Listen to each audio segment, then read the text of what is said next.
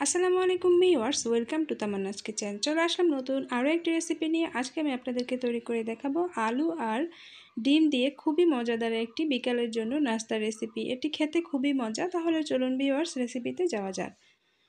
তো প্রথমে এখানে আমি 4টি মাঝারি সাইজের আলু নিয়ে নিয়েছি আর খোসাগুলো ছিলে নিয়েছি।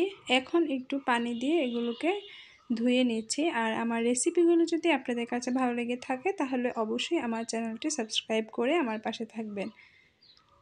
তারপরে একটি নাইফের সাহায্যে আলুগুলোকে আমি লম্বালম্বি করে কেটে নিচ্ছি। আর দেখেই বুঝতে পারছেন যে আমি আলুগুলো কিভাবে কেটে নিচ্ছি। আমি একইভাবে সবগুলো আলু কেটে নিয়েছি। এখন আমি আলুগুলোকে একটু পানির মধ্যে দিয়ে দিব আর এটাকে ভালোভাবে ধুয়ে নিতে হবে।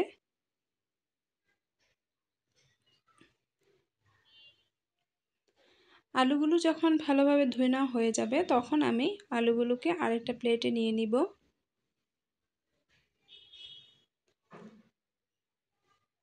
তারপর টিস্যু পেপারের সাহায্যে আলুগুলোর গা থেকে যে পানিটা লেগে আছে সেই পানিটা খুব ভালোভাবে মুছে নিতে হবে।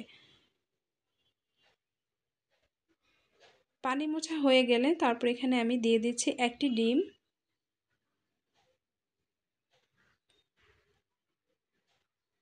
তারপর এখানে আমি দিয়ে দিলাম হাফ কাপ ময়দা। আপনারা ময়দার পরিবর্তে এখানে আটাও ব্যবহার করতে পারেন। তারপর এখানে দিয়ে দিচ্ছি আমি হাফ চা চামচ ভাজা জিরার গুঁড়া আর হাফ চা চামচ চিলি ফ্লেক্স।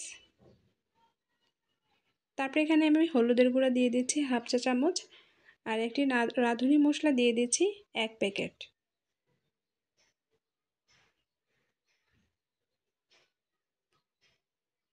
তারপর এখানে আমি স্বাদ মতো লবণ দিয়ে দিলাম।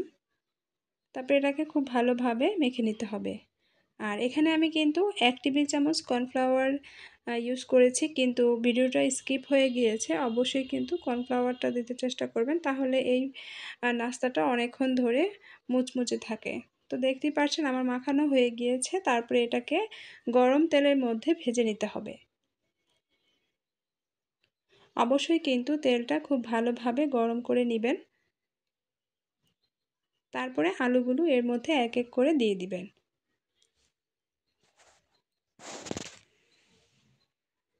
আর এটা কিন্তু খেতে খুবই মজা, ছোট থেকে বড় সবাই খুব পছন্দ করে আর খুবই সহজ একটি রেসিপি।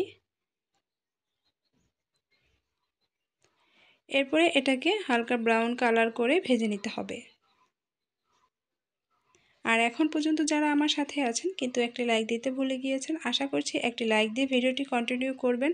আপনাদের একটি লাইকে পরবর্তীতে আমাকে আরও নতুন নতুন ভিডিও বানাতে উৎসাহিত করে। তো দেখতেই পাচ্ছেন আমি আলুগুলোকে হালকা ব্রাউন কালার করে ভেজে নিয়েছি। আর এটা কিন্তু খেতে খুবই মুচমুচে।